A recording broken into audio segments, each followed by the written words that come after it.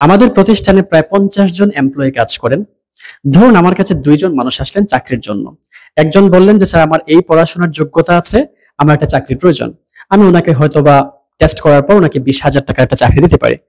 আরেকজন এসে বললেন যে স্যার আমারও সমান পড়াশোনার যোগ্যতাই আছে, বাট আমার এক্সট্রা একটা স্কিল আছে। সেটা কি? I can speak English. আমি ইংলিশে কথা বলতে পারি। I can communicate with the people in English. আমি মানুষের সাথে ইংলিশে কমিউনিকেশন করতে পারি। তো আমি কি সমান বেতন দিব দুজনকে? Definitely not. I will increase the salary of the person who knows English. যিনি ইংলিশ জানেন আমি ওনার বেতন বাড়াবো। ওনাকে যদি আমি 20,000 দেই, ওনাকে আমি 40,000 দিব। ওয়াই? বিকজ আমি জানি উনি আমার প্রতিষ্ঠানে সবচেয়ে বেশি ভ্যালু ক্রিয়েট করতে পারবেন। সুতরাং বর্তমান সময়ে আপনারা এই উদাহরণটার ভিত্তিতে আপনারা নিজেদের জীবনটাকে একটু সুন্দরভাবে সাজাতে পারেন যে যদি আপনারা বর্তমান সময়ে ইংলিশ না জানেন তাহলে ভালো বেতনের চাকরি পাওয়াটা কাইন্ড অফ ইম্পসিবল। আপনি হয়তো চাকরি পেয়ে যাবেন, বাট বেশি বেতন পাওয়া কিংবা একটা ভ্যালু ক্রিয়েট করা কিংবা আপনার অফিসের বস আপনাকে যতটা ভ্যালু দিবে ইংলিশ জানলে তার চাইতে বেশি ভ্যালু দিবে। সুতরাং ইংলিশ অবশ্যই আপনাকে শিখতে হবে। ওয়েদার আপনি বিজনেস করেন ওর আপনি জব করেন ওর আপনি যে কোনো ধরনের প্রবাসী থাকেন, আপনি যদি আপনি প্রবাসী থাকেন তাহলে ইংলিশটা আপনার জন্য আরো বেশি প্রয়োজন। Right or wrong?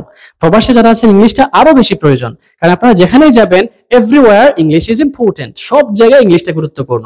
সুতরাং আপনারা ইংলিশ শেখার জন্য সর্বোচ্চ পরিমাণে প্রচেষ্টা চালিয়ে যাবেন। বর্তমান যে তথ্য প্রযুক্তির যুগ, বর্তমান যে ডিজিটালাইজেশনের যুগ, সেখানে যদি আপনারা ইংলিশ না জানেন তাহলে আপনি আরো 100 মানুষের চেয়ে অনেক পিছিয়ে থাকবেন। প্রত্যেকটা মানুষ সাফার করছে ইংলিশ না জানার কারণে, তার চাকরিতে, তার ব্যবসায়।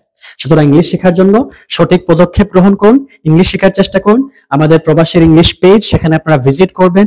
প্রবাসীর ইংলিশ গ্রুপ আছে, সেখানে আপনারা দেখবেন হাজার হাজার মানুষ কিভাবে ইংলিশ শিখছে।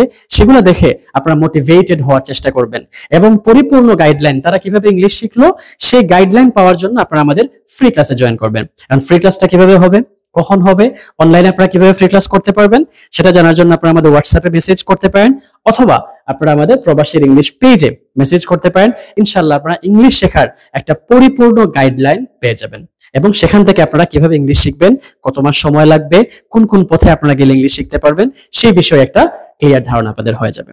ধন্যবাদ সবাইকে। আসসালামু আলাইকুম।